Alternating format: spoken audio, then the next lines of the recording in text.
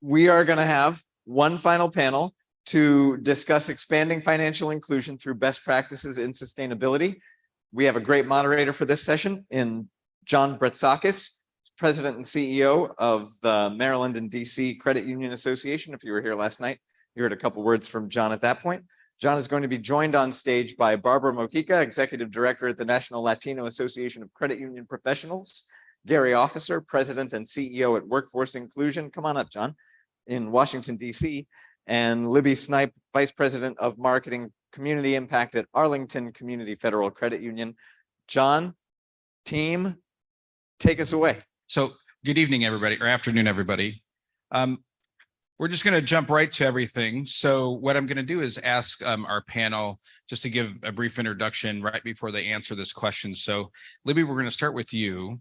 So as you know, credit unions play a crucial role in advancing diversity, equity, and inclusion within the financial sector. One of their primary contributions is in promoting financial inclusion, striving to ensure that individuals from diverse backgrounds, including those with limited resources to traditional banking services, can participate in the financial system. So how can we reach more underserved communities through a sustainable action? Can you provide an example or two? So Libby, we'll start with you and come right on down. Thank you.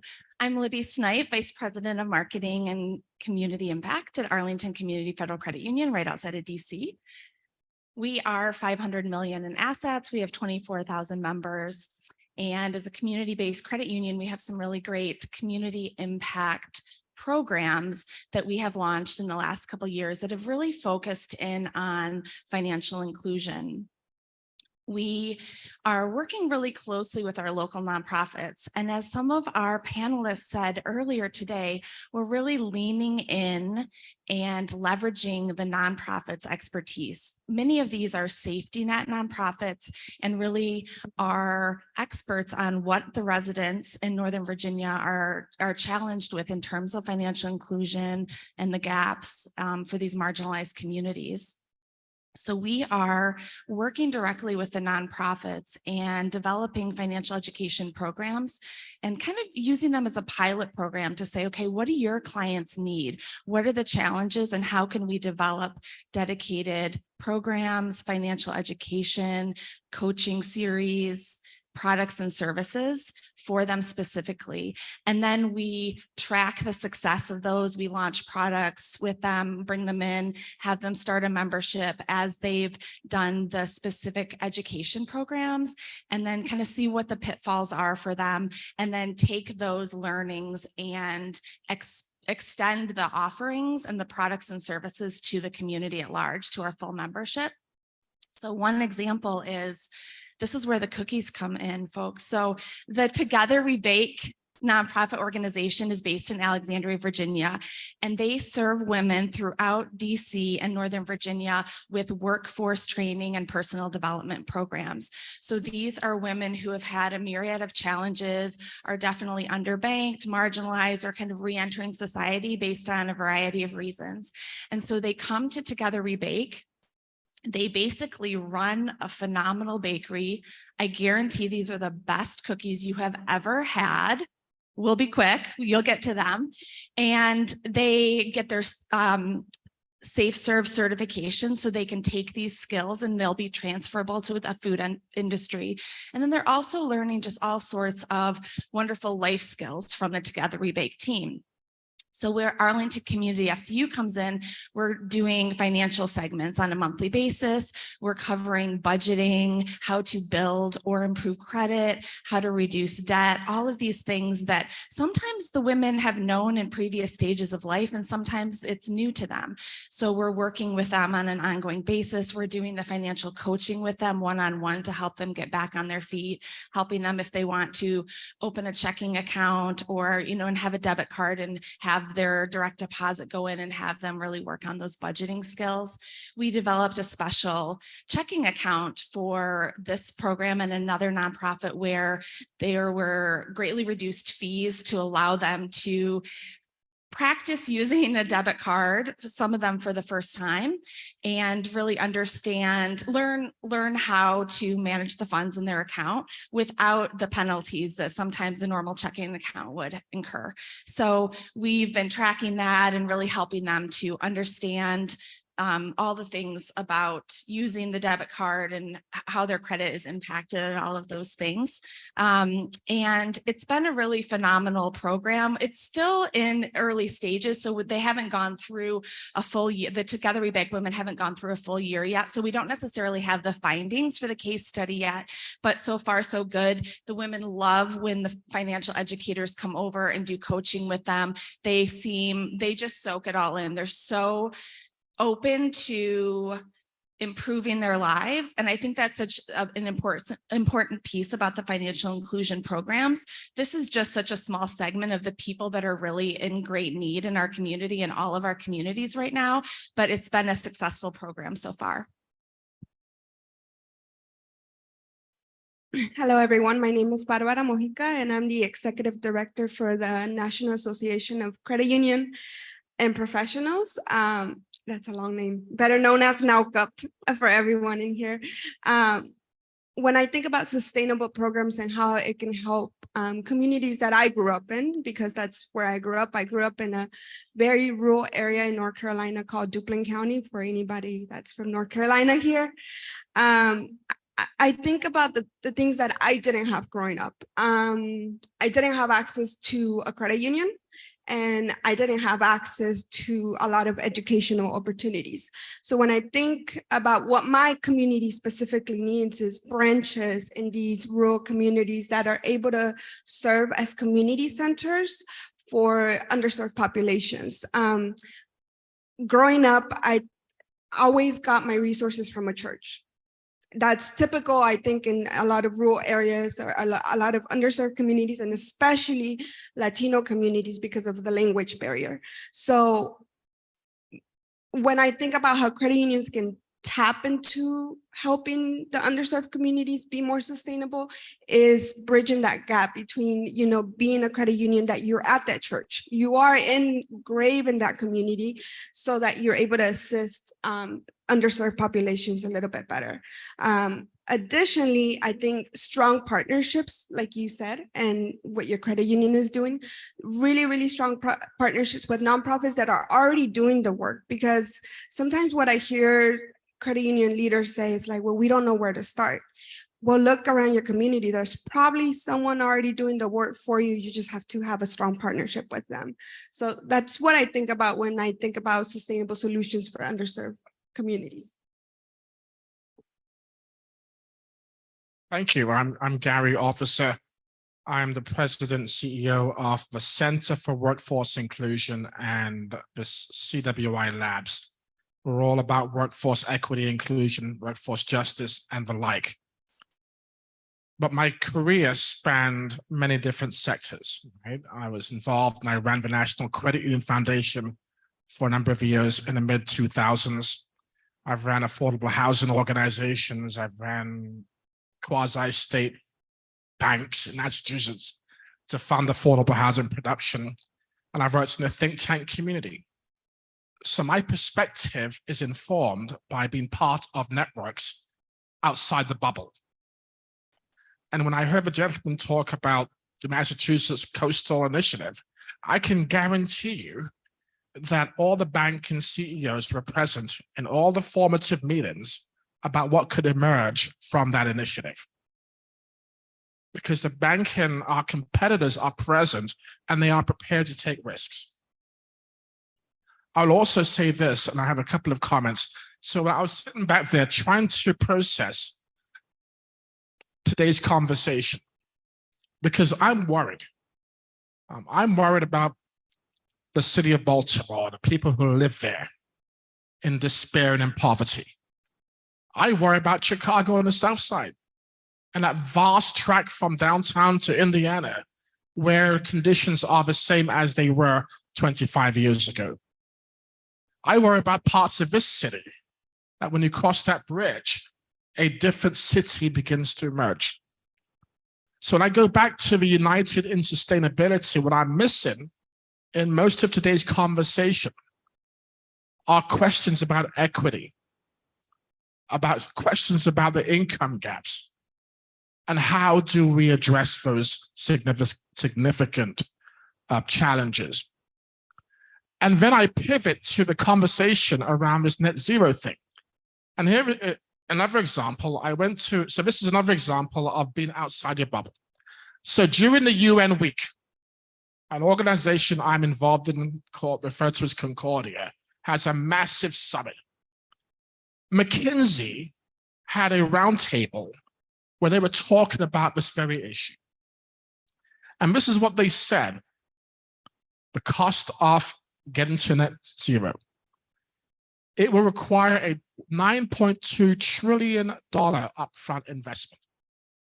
$9.2 trillion upfront investment. Between 2021 and 2050, cumulative spending to get us to net zero will be $275 trillion. So in this room were a number of Africans. In fact, the room was packed with African representatives.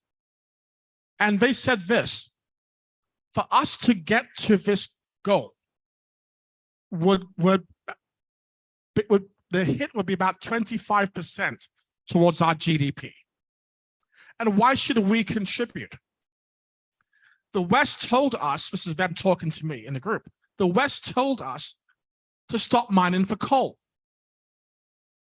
And we stopped. They continued, and we fell behind. So as we think about solutions around challenges that we're confronted with, we have to be both intentional, we have to listen, and we have to share the cost. And for us as a movement, we have to be in other networks where other voices are being heard and where information is presented that can inform our approaches. Not much time, I yield back to you. Thanks, Gary. Great. So Barbara, we're going to start with you on this one. So by offering affordable and accessible financial products, credit unions continually work towards narrowing the gap, the wealth gap, and providing opportunities for economic empowerment, especially for marginalized communities. But what are the challenges that you see ahead for credit unions? That's a good one. So I'm a millennial, Gen Z, millennial, just in between. And so I'm going to speak specifically to my Latino population and what Latinx folks need. So I find myself in this weird time of my life where I'm not being served correctly, neither by credit unions or banks. And I'm saying that candidly because I know I'm speaking to a group of people who care. With my generation, what's happening is that we're becoming educated, we're becoming, we're closing that wealth gap between our counterparts, and we're still not being offered typical products that, would serve let me just say the white population, where I see that credit unions can improve in serving marginalized communities. It's now thinking outside of the box of just a checking account, a savings account, an auto loan, a mortgage. Now we are in need of investment opportunities to continue to close that wealth gap that we have had for, numbers of years in the history of America. So as a Zillennial who grew up undocumented in this country, who is now documented, I would really, really love to see credit unions move forward with assisting people like me that need help with investment opportunities so that I can feel that I'm leaving wealth to the future generation that's coming and that I'm not putting myself in the same positions my parents were. So I'll keep it short because of time as well. Gary, we'll go to Gary and then Libby.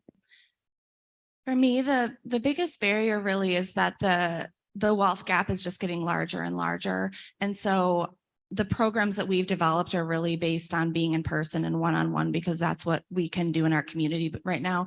But as our credit union's growing and that wealth gap is growing, I know that we really need to leverage technology to create financial literacy programs that can reach the masses.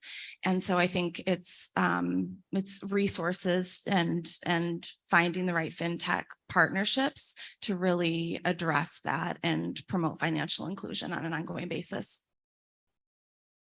So Goldman Sachs predicts over the next, by 2030, 300 million jobs around the world will be replaced as a result of AI and ChatGPT.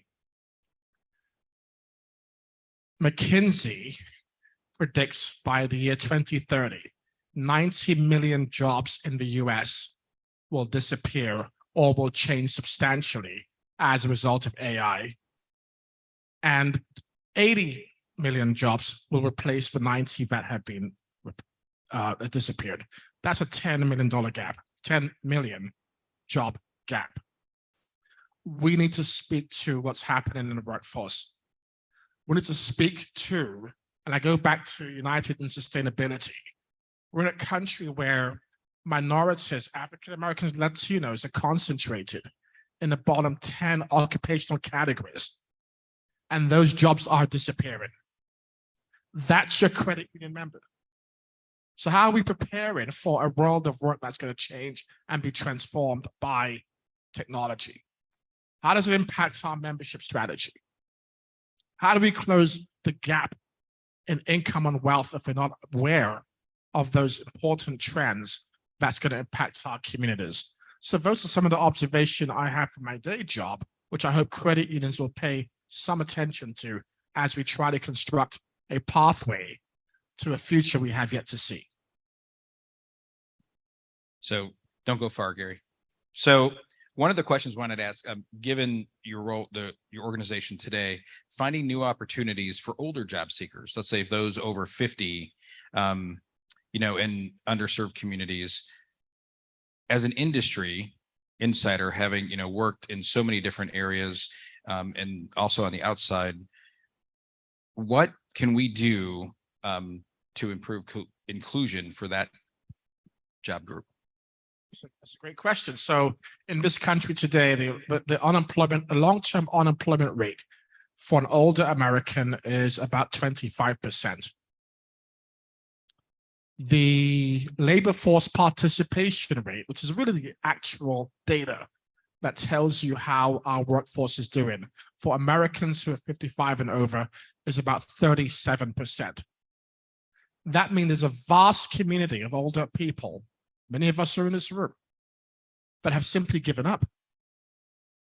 They've been forced out of the workforce because our culture and our hiring practices and the algorithms and young people hiring mirror images of each other have forced so many people who are productive and have great skills to leave the workforce. So my day job is to speak with passion for that community. My day job is to speak the truth to injustice to people who have given up and forced out ahead of their time. Because many of these people have raised families in the urban centers. Many of these individuals are raising their grandchildren.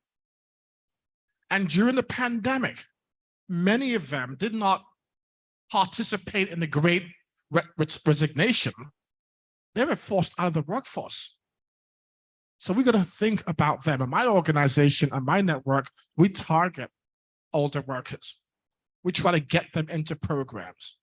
We talk to members of Congress to get the Workforce Investment Opportunity Act programs, the funding levels increase to get to more older people who want to be employed. And why is it important? By 2027, older Americans will become the largest segment of the US workforce. We need to employ older people. We need to treat them with respect, and our culture has to be more accepting of the values, the qualities, and the skills that they bring into the workforce. Thanks, Gary. So I'm keeping an eye on our time. I just wanted to, so what I thought would be helpful before we open it up to the audience is, we've talked a lot about the challenges, but what about the opportunities that credit unions have, let's say over the next 12 to 18 months? If you could talk about one thing that you think credit unions have as an opportunity that they can demonstrate, introduce, amplify in 2024, what would that be? So Libby, let's start with you. I would say over the next 12 to 18 months, we really have an opportunity to listen. As Barbara is saying, there's so many segments that we're totally missing. And so I think really leveraging our data to understand who is in our market, who the demographics are and what the needs are.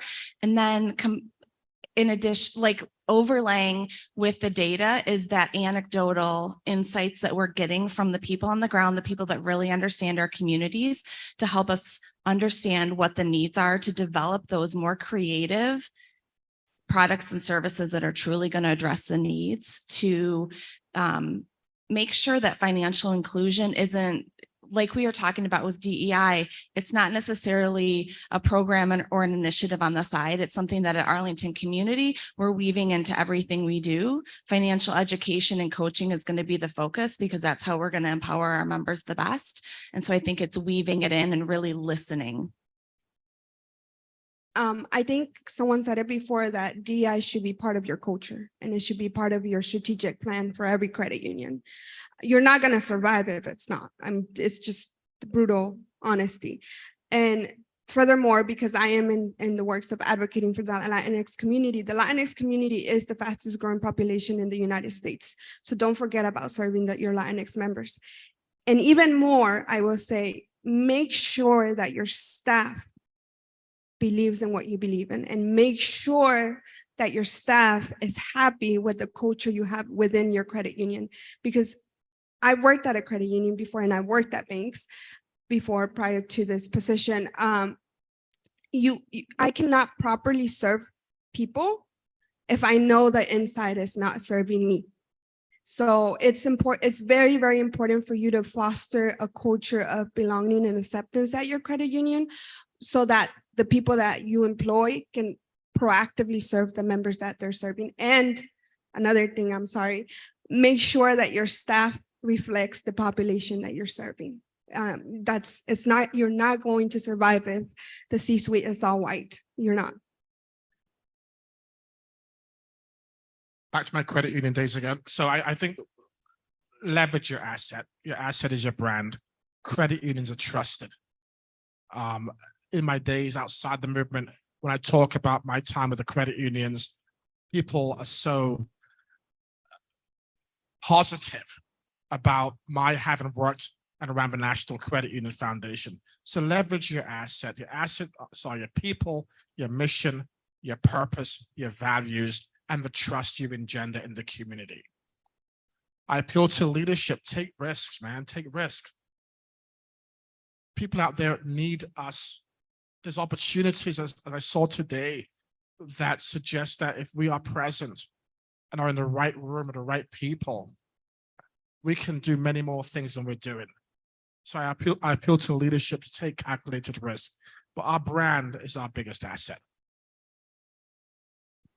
That's great to hear all of you speak to that, because I often hear this idea of, when we talk about awareness and getting the credit union message out, it's like, what should we do? How should we message that? How should we do that? And I go back to something I heard, I don't know, over probably a dozen years ago, from a gentleman at Google, where he's like, you all talk about what your brand is. You already have a brand. So your credit unions. So embrace the diversity of who you are and who you serve, and you'll be successful. And to the point about mission, structure, purpose, that's what makes us different. We're built on values, we're built on principles, and we're built on people. And I think that's what we can't forget. So we have a minute and a half left. So I'm gonna, thanks to this incredible panel for keeping our time and keeping it as a lightning round, because there's so much that could be said. And John and Carlos, thank you very much for hosting this again. You get both United Nations Federal Credit Union, OAS, Federal Credit Union. Thank you very much for allowing us the opportunity to be a part of this.